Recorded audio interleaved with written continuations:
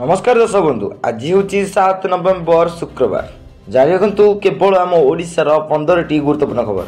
ये खबर केवल ओडिशार रही 15टी खबर बछा बछा रही ना तो बहुत गुड़ाए खबर अच्छी, बहुत गुड़ाए खबर घटी जाऊँगी आपको मुझे बछा बछा 15टी खबर देवाक चाहूँगी। आप वीडियो शेष जाए देखूँ और से सब खबर विषय जाणी रखु। प्रथम खबर 84तम भारतीय सड़क कांग्रेस उद्घाटन। भुवनेश्वर लिंगराज विहार स्थित जनता मैदान में 84तम भारतीय सड़क कांग्रेस वार्षिक अधिवेशन आरंभ होती। केंद्र सड़क परिवहन मंत्री नितिन गडकरी यह उद्घाटन कर कार्यक्रम नवेम्बर 10 तारिख पर्यंत चलो जो सारा देश 3000 रु अधिक प्रतिनिधि जोग देते।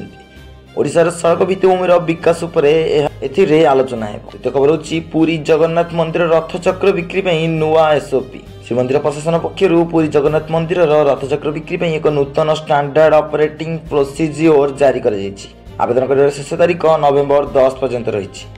तृतीय खबर होची जिले में क्षतिपूरण टंका बंटन प्रक्रिया आरंभ।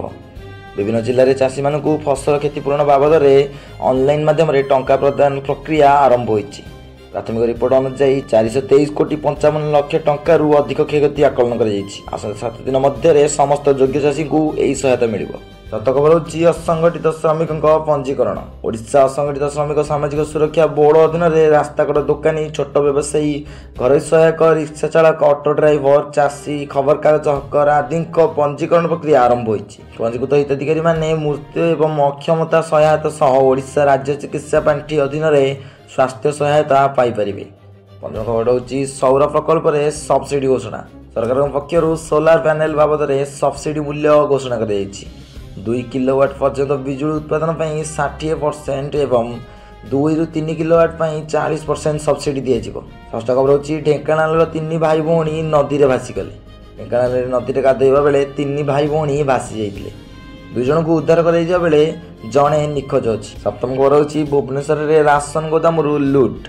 राजधानी भुवनेश्वर में दुर्बृत्त मैंने एक राशन गोदाम लुट कर पुलिस तदंत कर।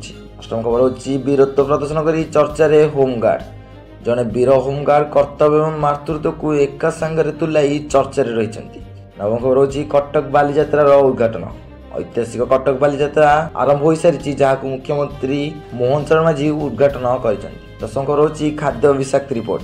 खाद्य विषाक्त होगा घटनार तदंत रिपोर्ट आसी जो खाद्य नमूना विभिन्न रोग सृष्टिकारी जीवाणु एवं हाइड्रोजन सल्फाइड टेस्ट पॉजिटिव आसी। तेज मुझे चाहूँगी आपको आउ 4टी खबर जातीय और आंतर्जातीय खबर देवाई। बिहार निर्वाचन में रेकर्ड मैदान। बिहार निर्वाचन प्रथम पर्यायर 64.66% रेकर्ड मैदान होती।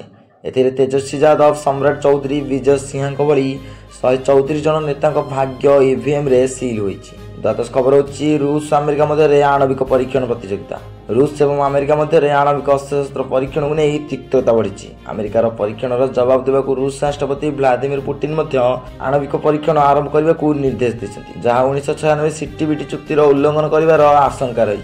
त्रयोदश खबर होची अफगानिस्तान में शक्तिशाली भूमिकंप। अफगानिस्तान में 6.3 तीव्रतार एक शक्तिशाली भूमिकंप अनुभूत होती जार झटका 3टी देश अनुभूत होती। 14 नंबर खबरटी वंदे मातरम 150 वर्ष पूर्ति। बंकिम चंद्र चटर्जी द्वारा लिखित जातीय गीत वंदे मातरम 150 वर्ष पूरी। यह अवसर में एक स्वतंत्र कार्यक्रम आयोजित होती। दर्शक बंधु आसी पहुंची आम आज शेष खबर। तो जब आप समय वीडियो बनी अच्छा तेज आपको बहुत बहुत धन्यवाद। पीतवास पंड्या हत्या मामला। पीतवास पंड्या हत्या मामलार पुनर्गठन समय परिवार लोके भांगी पड़ते और पुओ सौरभ शोकरे घटनास्थल पलाई जाते। दर्शक बंधु यही आज टॉप 15 न्यूज। पुरी रथचक्र बिक्री एवं असंगठित श्रमिक पंजीकरण भली ओडिशार गुरुत्वपूर्ण घटनाक्रम पर अधिक विवरणी आपण मैंने निश्चित भाव में कमेंट कर गोटे कंप्लीट डिटेल्स गोटे वीडियो देदेवी।